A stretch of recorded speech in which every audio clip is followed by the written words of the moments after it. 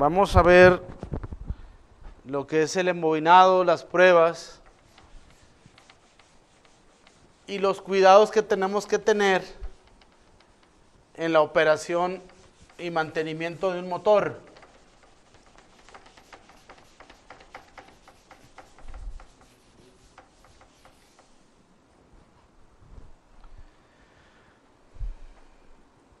Miren,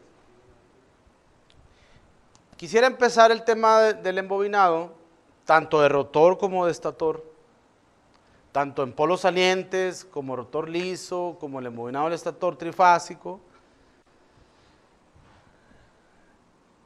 haciendo esta reflexión. Por ley de Biot-Savart, por las leyes electromagnéticas, donde en un conductor eléctrico, que es lo que estoy dibujando ahorita, por el cual circule una corriente y que ese conductor esté influenciado por un campo magnético, pues resulta que en ese conductor se va a establecer una fuerza que la podemos calcular o cuantificar con la fórmula de Biot-Savart, que la fuerza sobre el conductor va a ser igual a la corriente que pase por el conductor por el largo del conductor que está influenciado en el campo magnético por la cantidad del campo magnético por el seno del ángulo entre el campo magnético y el conductor. En este esquema, en este dibujo que lo utilizo para ilustrar, tenemos un eje de cuadratura, o sea, 90 grados, entre el campo y la corriente. Seno de 90 igual a 1. Entonces, es cuando obtengo la máxima. Muy bien. La reflexión es la siguiente: que en el embobinado del estator, las mismas fuerzas o la misma fuerza que entregamos en flecha es la misma fuerza que se encarga de sacar el embobinado de su lugar. Es la misma fuerza. Otra vez. La misma fuerza que provoca el torque, la potencia de entrega del motor, es la misma fuerza que estará actuando en el embobinado para extraerlo de su lugar. ¿Qué quiere decir? Que el embobinado del estator está sometido a una fuerza que muchas veces no le damos interpretación. Y de ahí nosotros entonces vamos a basar el cuidado y la operación y la toma de lecturas para tratar de ver la condición en la que se encuentra mi embobinado, porque está sometido a una fuerza repetitiva y por ende está sometido a un nivel de fatiga. Bien, y no solamente el embobinado está sometido a fuerzas mecánicas, como la que estoy explicando, también está sometido a fuerzas térmicas, a vibraciones. Por eso es el cuidado que se debe tener en un embobinado, cuando se fabrica y cuando se manda a reparar. El cuidado va a estar en función de ¿qué? Pues de los materiales seleccionados, que tengan fortaleza mecánica, pero también térmica, que sean resistentes a la fatiga, a las vibraciones, que nosotros utilicemos los herrajes correspondientes, sobre todo en los cabezales, para eliminar al máximo las vibraciones en el motor producto de esta fuerza. Que las resinas y los barnices que utilicemos sean reconocidos por norma para que tengan la dureza, la resistencia térmica, la resistencia mecánica y la vida útil. Muy bien.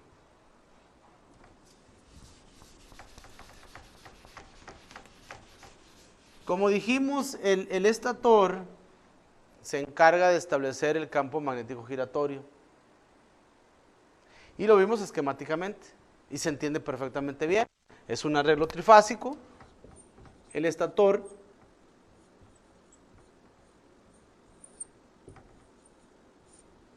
es un sistema trifásico balanceado, que significa que la impedancia de A es igual a la impedancia de B y es igual a la impedancia de C.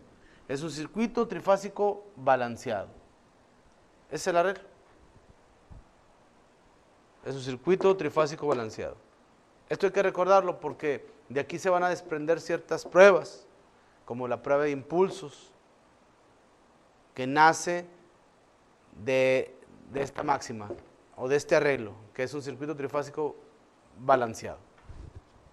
El motor síncrono, el motor jaula ardilla y el motor de rotor de Banach. Los tres estatores son iguales. Muy bien.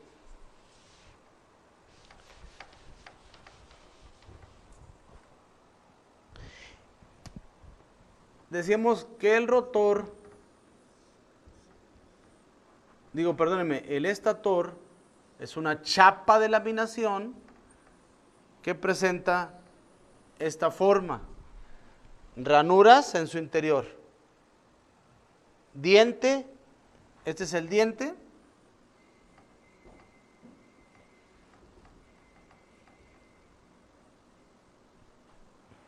Aquí es la ranura.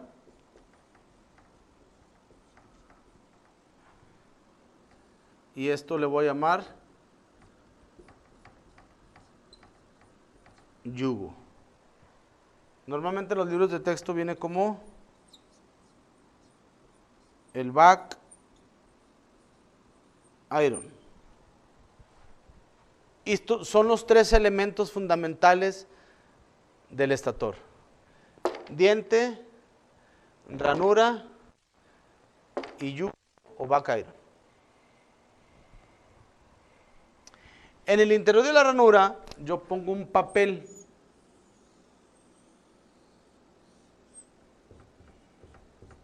Este papel es un papel aislante. Aquí alojo el conductor, que es el alambre magneto, y le pongo una cuña.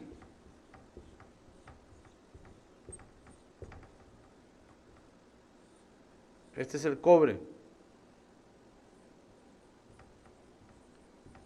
Alambre magneto. Y así está constituido el embobinado. Sin más ni menos.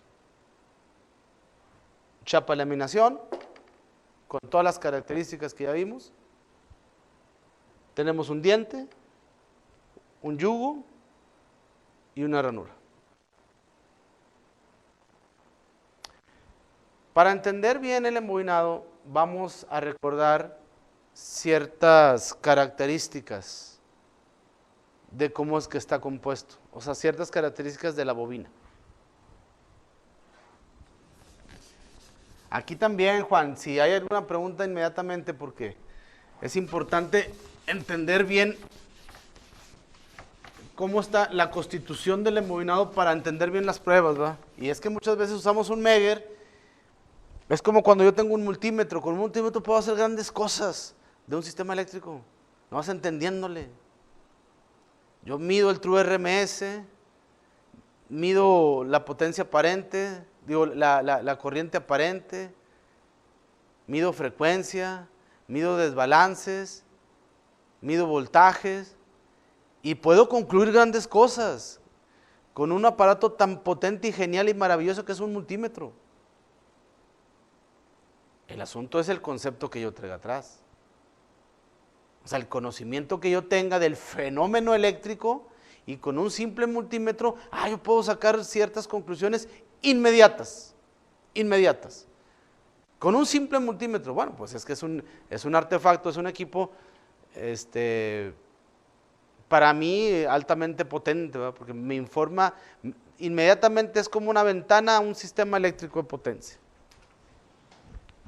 A un sistema eléctrico, en donde yo puedo sacar conclusiones inmediatas con un simple multímetro. Bueno, lo mismo pasa con un Megger, en un sistema, en un motor, tan simple.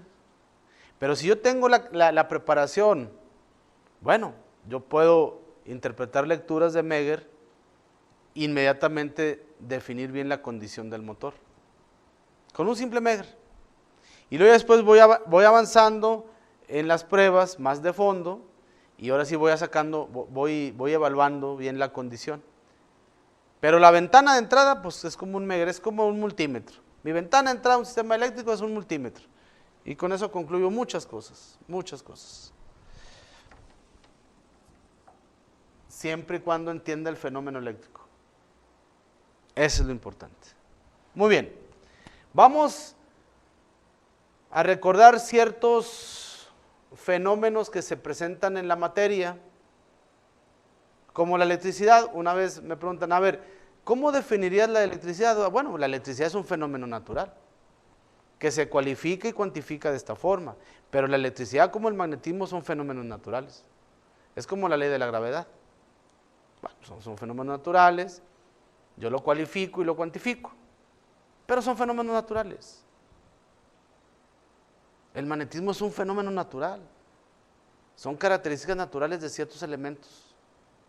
La electricidad también es un fenómeno natural. Y vamos a tratar de cualificarlo. Y vamos a ver la relación que existe entre la electricidad y el magnetismo.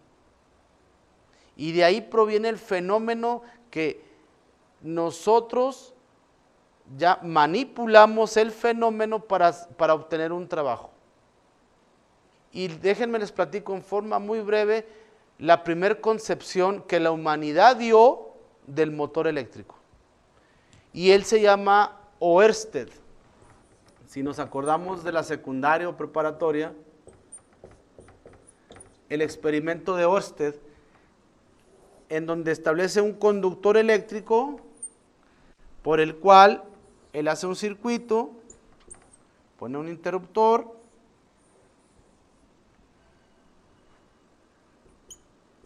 cierra el circuito, se establece una corriente eléctrica y él hace pasar una brújula o un imán permanente y lo acerca al conductor eléctrico. Y de repente ve que hay un movimiento torsional en la brújula.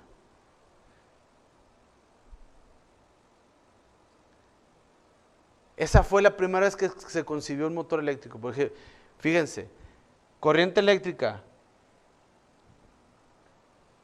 acerco un imán permanente y de repente, depende de cómo lo constituya, obtengo un par torsional. Pues es un motor eléctrico, ¿no? Interacción de campos eléctricos y magnéticos, estructuro y obtengo ese fenómeno, lo integro y le saco un beneficio. Y todo ese proceso se llama ingeniería. Todo ese proceso de sacar un fenómeno natural, hacerlo para realizar un trabajo, se llama ingeniería.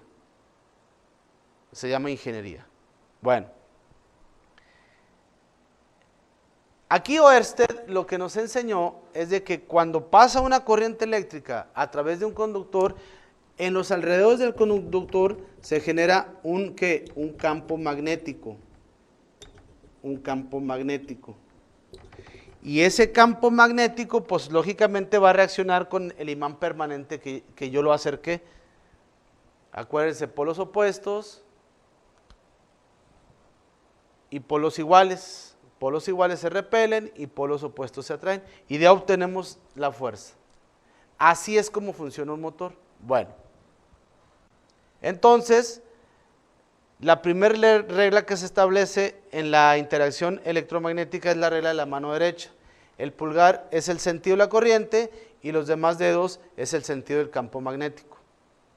Que no se les olvide, porque ahí viene lo bueno. Para manipular el magnetismo es donde viene la ingeniería. Y en la ingeniería surge el arreglo del alambre en forma de bobina. Y la bobina es como cuando se diseñó la rueda. La rueda, fíjense cómo va la evolución humana, ¿verdad? Bueno, todas las facilidades que nos ofrece la rueda para hacer maniobras y traslados, disminuciones de fuerzas que se requieren para trasladar y maniobrar.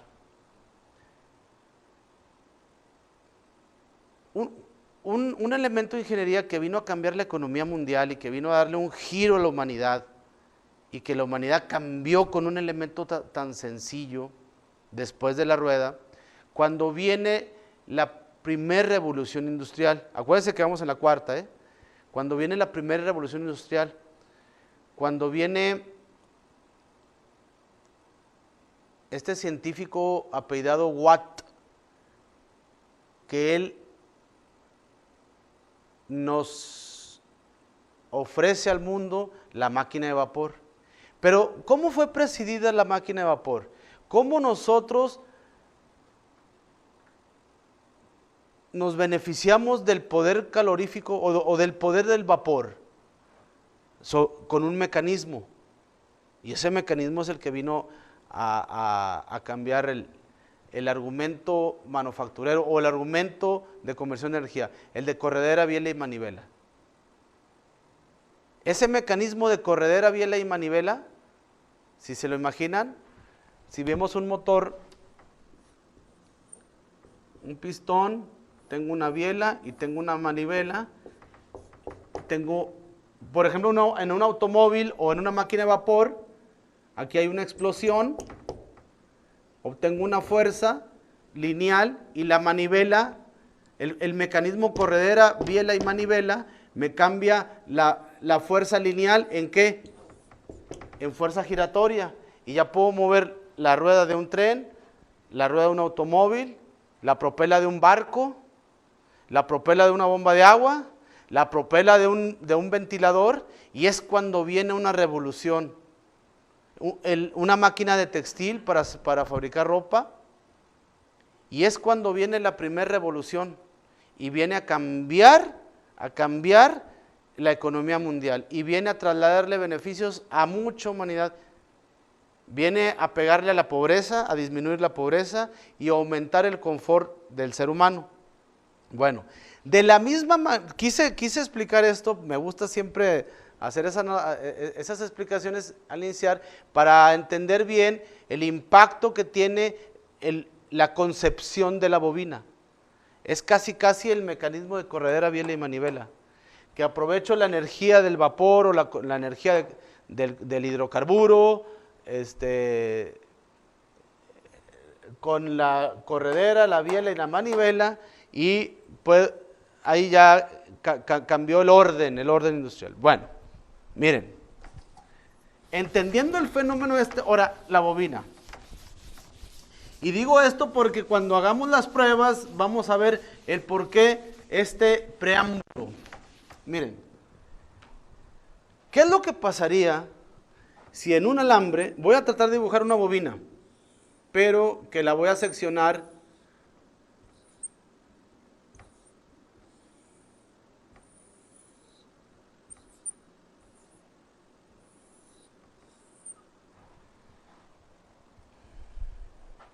es como la flecha, aquí entra y aquí sale, aquí entra y aquí sale, aquí entra y aquí sale. Entra, sale, entra, sale, entra, sale. Ese alambre Préstame, Juan, un alambre que no estés usando. Ahorita me lo prestas. El que sea, el que sea. Miren. Este alambre, que es un conductor de electricidad, Oersted lo concibió en forma lineal y dijo, alrededor de este alambre, en su alrededor hay un campo magnético. Bueno, ¿qué pasa si yo lo enredo así? Tan sencillo como eso. ¿Qué es lo que pasaría y yo establezco por este alambre una corriente eléctrica? A ver, vamos a ver. ¿Cuál es la regla de la mano derecha? El pulgar es el sentido de la corriente y los demás dedos es el sentido del campo. Entonces aquí se establece un campo magnético, así, aquí arriba. Esto es una bobina, ¿eh? Esto es una bobina. Esto, no más que seccionada.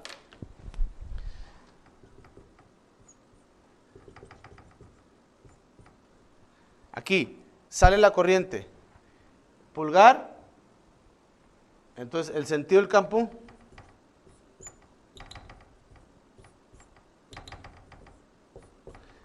¿qué ven que es lo que pasa en el interior de la bobina? Hay una suma de campo magnético. Entonces hay un fortalecimiento en el interior de la bobina. ¿De quién? Del campo magnético. Entonces una bobina es un amplificador de campo magnético. En el interior del motor tenemos un amplificador de campo magnético, que es el embobinado. Nada más la primera condición. ¿Qué condición creen ustedes que tenga que tener el alambre para que realmente garantice esta trayectoria? ¿Cuál es la condición? Pues que esté aislado. Porque si no está aislado, ¿cómo va a ser la trayectoria de la corriente? Pues no vamos a garantizar una trayectoria así. La corriente se va a ir por cualquier lado. Tiene que estar aislado. Y este aislamiento me va a garantizar esta trayectoria. Si no, la corriente va a viajar así. Principio número 1 del embobinado. El alambre magneto es un alambre conductor de cobre que está aislado para cuando yo haga la bobina garantice la trayectoria de la corriente. Y ese aislamiento es el que me da la vida útil del embobinado. ¿Cómo lo pruebo? ¿Cómo determino la condición? Ahí vienen las pruebas, nomás que se entienda el fenómeno. Si entiendo este fenómeno, le voy a entender al Megger, al Baker, a la prueba de impulsos, a la prueba de índice de polarización, a prueba de índice de absorción, le voy a entender a todas las pruebas fuera de línea, nada más entendiendo la bobina. Esta bobina tiene que estar aislada entre sí. El alambre magneto está aislado con silicón, que son los esmaltes que se utilizan en la fabricación del alambre magneto. Porque el silicón es el material que nos ofrece más, un comportamiento más estable en la línea de la temperatura. El silicón. Entonces los barnices están, utilizamos el silicón pues para la elaboración del barniz. Muy bien. Juan, es bien importante si hay preguntas, ¿eh?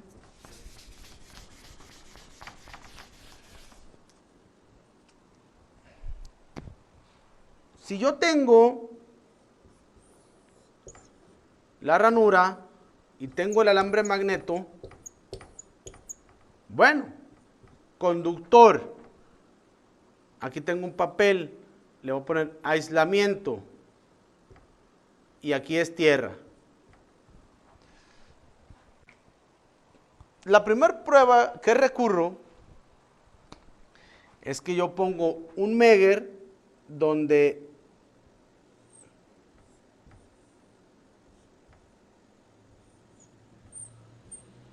verifique con respecto a tierra este aislamiento.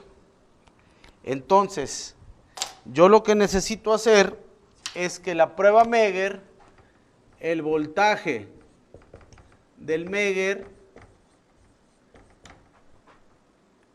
es igual a 2 veces el voltaje nominal más 1000. Entonces un motor de 440, los volts Megger van a ser igual a 880 más 1000, que es casi igual a 2000 voltios.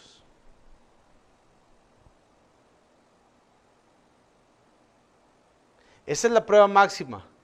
Pero con esta prueba yo voy a garantizar bien el nivel de, voy a medir bien el nivel de aislamiento. Oye, es que normalmente los Megger traen hasta 1000 voltios. Está bien, es una inspección rápida que yo puedo hacer. Pero para realmente irnos a la norma IEEE, al reconocimiento de la prueba, es que los Megger portátiles vienen de 0 a 250, 500 y 1000 voltios. Está bien, son pruebas rápidas, que a los 1000 volts determinamos bien el nivel de aislamiento. ¿Cuál es el resultado que yo espero de una prueba aplicando esto? La resistencia en megaohms tendrá que ser mayor o igual a 2 megas para que sea una prueba satisfactoria. Oye, se me hace que es muy poco. Bueno, es que es la resistencia de elemento mínima para que arranques un motor. Ahorita vamos a ver otras pruebas que me indican más a profundidad el detalle del aislamiento con respecto a tierra. Entonces, el motor tiene 3 líneas. Normalmente yo lo que hago, junto las 3 líneas y le aplico el Megger. Y estas lecturas es la que espero para determinar la resistencia mínima que necesito para arrancarlo. No quiere decir que el motor esté libre de polvo, humedad. No. Es la resistencia mínima para arrancar el motor sin posibilidad de falla a tierra. Fíjense la interpretación. Sin posibilidad de falla a tierra. Después, con el mismo Megger, yo voy a hacer una prueba que le voy a llamar índice de polarización o de polaridad, que va a ser igual a la lectura a 10 minutos entre la lectura a 1 minuto, y el IP, que es el índice de polaridad, tendrá que ser mayor o igual a 1.5.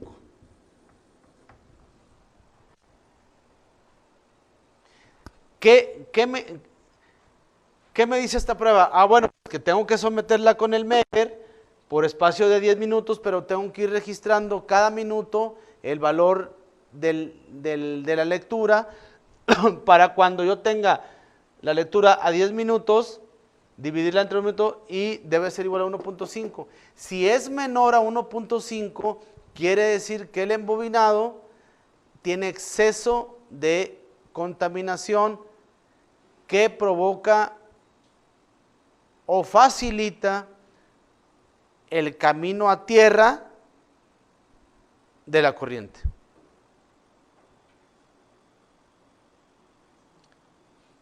La humedad. ¿Cuáles son los 3 elementos, los enemigos número 1 del aislamiento? La humedad, el polvo y la temperatura. Bueno, entonces, ya tenemos una prueba, la prueba de tierra mínimo 2 megas, y luego tenemos una prueba de 10 minutos que se llama índice de polarización, que es la lectura de 10 minutos entre 1 minuto y debe ser mayor o igual a 1.5. Si es menor de 1.5, quiere decir que tenemos humedad, polvo o que el aislamiento ya está envejecido. Otra de las pruebas, ¿cómo? Ahora sí, ya eso es con respecto a tierra. Estoy checando el aislamiento del magneto y también el aislamiento de la ranura. Pero ¿cómo voy a checar el aislamiento entre vueltas? O sea, no con respecto a tierra.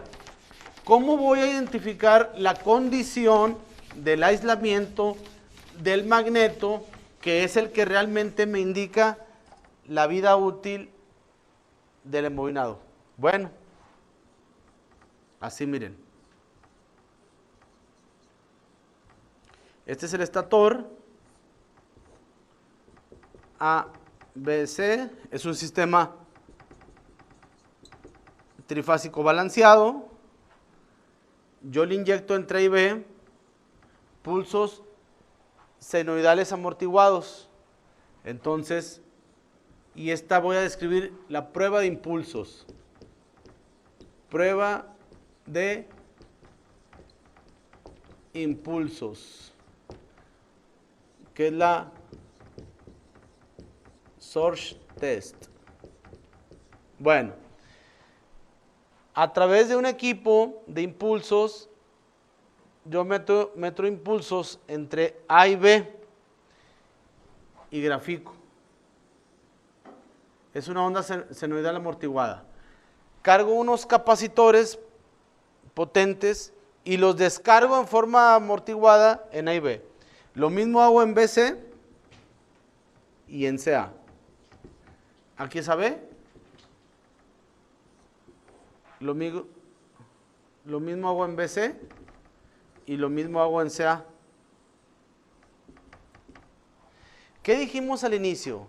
Que este era un circuito eléctrico trifásico balanceado. Si yo meto impulsos en AB, en BC y en CA, como es un circuito trifásico balanceado, pues la respuesta tiene que ser igual. Entonces hago un empalme.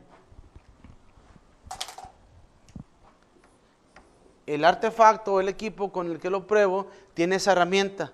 Me guarda AB, BC y CA y luego me las empalma. Y el empalme tiene que ser perfecto. Y si el empalme es perfecto, quiere decir que la condición del alambre de magneto, eso que dijimos de la bobina, para conservar la trayectoria, tiene que tener un aislamiento, y ese aislamiento, ¿qué tal si ya de repente me cortocircuita los conductores? Pues ya no garantizo la trayectoria, y es cuando hay desbalances en los motores y se empieza a oír ruido magnético. Bueno, ¿cómo yo identifico esa condición? A través de la prueba de impulsos. Esta es un empalme perfecto. ¿Qué es lo que pasa cuando tengo un problema en el aislamiento del magneto? Ah, bueno, va a aparecer esto. Es un empalme imperfecto. Ya no empalmó perfectamente bien. Esto me indica que ya sea A, B o C es diferente a las demás en su impedancia. Por lo tanto, hay un cortocircuito o un daño en el magneto.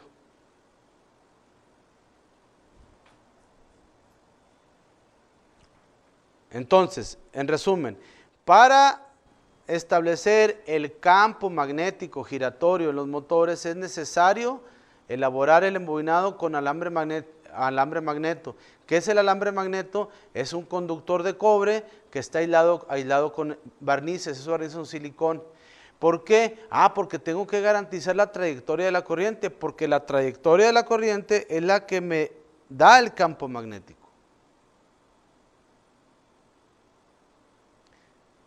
¿Y qué es lo que pasa cuando se debilita el campo magnético producto de un cortocircuito? Bueno, vamos a ver qué nos dice la ley de Biot-Savart, la que hemos estado viendo. ¿Qué nos dice la ley de Biot-Savart?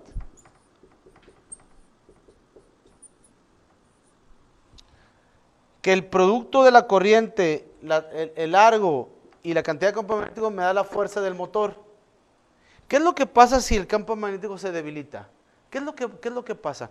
Para yo poder con la carga, para poder mover la carga, ¿qué voy a variar? Pues la corriente